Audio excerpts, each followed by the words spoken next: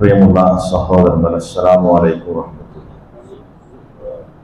ഇമാം ബുഖാരി ഉദ്ധരിച്ച ഹദീസിൽ മഹാനായ സ്വഹാബി അബൂ ഹുറൈറ റളിയല്ലാഹു അൻഹു പറയുകയാണ്, ഖാല റസൂലുള്ളാഹി സ്വല്ലല്ലാഹു അലൈഹി വസല്ലം, പ്രവാചക തിരുമേനി സല്ലല്ലാഹു അലൈഹി വസല്ലം പറഞ്ഞു, ഹുജിബത്തിൻ നാറു ബിശ്ശഹവാത്ത് വഹുജിബത്തിൽ ജന്നത്തു ബിൽ മകാരിഹ്.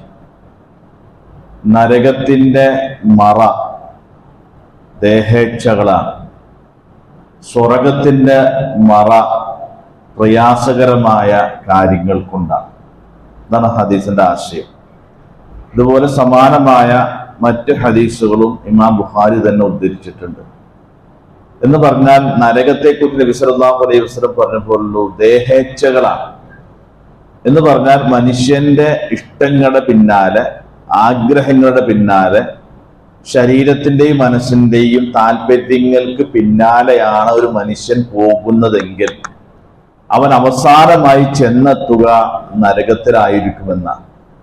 അപ്പൊ സ്വന്തം ആഗ്രഹങ്ങളെയും താല്പര്യങ്ങളെയും ശരീരത്തിന്റെയും മനസ്സിന്റെ ഇച്ഛകളെയും നിയന്ത്രിച്ച് അതൊരു തടയായി നിർത്തിയാൽ മാത്രമേ നരകത്തിൽ നിന്ന് നമുക്ക് ഒരു മോചനം ഉണ്ടാവുള്ളൂ. അപ്പൊ നരകത്തിന്റെ തട, അതിൻ്റെ ഒരു മറ എന്ന് പറഞ്ഞാൽ ഇച്ഛകളെയും ആഗ്രഹങ്ങളെയും നിയന്ത്രിക്കുക എന്നുള്ളതാണ്.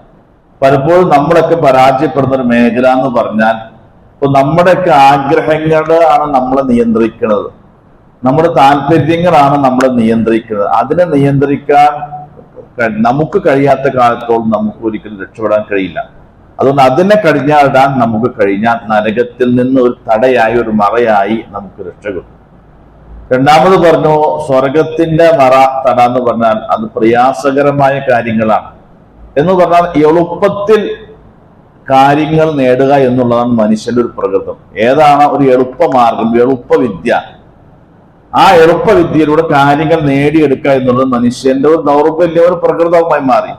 സ്വർഗത്തെ കുറിച്ച് പറഞ്ഞപ്പോൾ അങ്ങനെയല്ല നബി പറഞ്ഞത്. ഒരു അല്പം പ്രയാസമൊക്കെ ഉണ്ടാവും, പ്രയാസങ്ങളും ബുദ്ധിമുട്ടുകളും സഹിക്കാതെ അത് തരണം ചെയ്യാതെ നിങ്ങൾക്ക് സ്വർഗപ്രവേശനം സാധ്യമല്ല എന്നാണ്.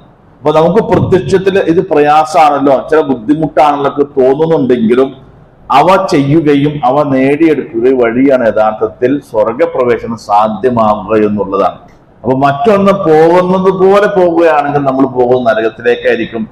അതിന് നേരെ തിരിച്ച് നിയന്ത്രിച്ച് ഒരു അല്പം പ്രയാസം, സ്വല്പം ബുദ്ധിമുട്ടൊക്കെ സഹിച്ച്, ക്ഷമിച്ച് സഹിച്ചൊക്കെ നിന്ന് ജീവിച്ചു കഴിഞ്ഞാൽ ആ വഴി സ്വർഗത്തിന്റെ വഴിയായിരിക്കുക. അതുകൊണ്ട് രണ്ട് കാര്യങ്ങൾ നമുക്ക് ശ്രദ്ധിക്കണം. ഒന്ന്, ഇച്ഛകളും താല്പര്യങ്ങളും നിയന്ത്രിക്കാം.